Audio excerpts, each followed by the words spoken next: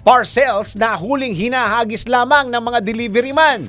Video umani ng samot-saring reaksyon mula sa mga netizen na huli cam ng isang concerned citizen dun po sa Singapore ang nakakadismayang pagtrato ng mga delivery men sa kanilang mga inihahatid na parcels. Sa video na ito, makikita ang tatlong lalaking nakatayo sa isang parking lot upang isalansan ang mga parcels. Ngunit mapapansing basta-basta lamang nila itong itinatapon na tila walang pakialam sa items na nasa loob nito. Ano nga ba ang masasabi ng mga netizen sa naturang video? Tara, alamin natin yan. Maraming netizen ang nagalit sa napanood na video. Anila, nasisira ang kanilang in-order na items dahil sa kapabayaan ng mga delivery men. Ang ilan naman, idiniing nagbabayad sila ng shipping fee. Kaya tama lang na alagaan ang kanilang mga parcels. Ngunit, ipinunto ng iba na hindi naman mahal ang overseas shipping fee at minsan pa nga, libre. Kaya huwag umasa makatanggap ng premium service. Naintindihan din ng ibang netizen ang ginawa ng mga delivery man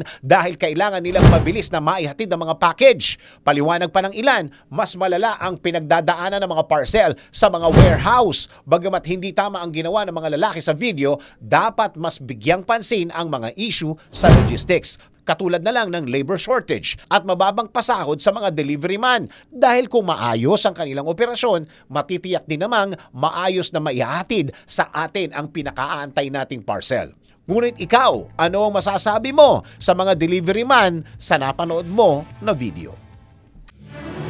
DWIZ Research Report. Report.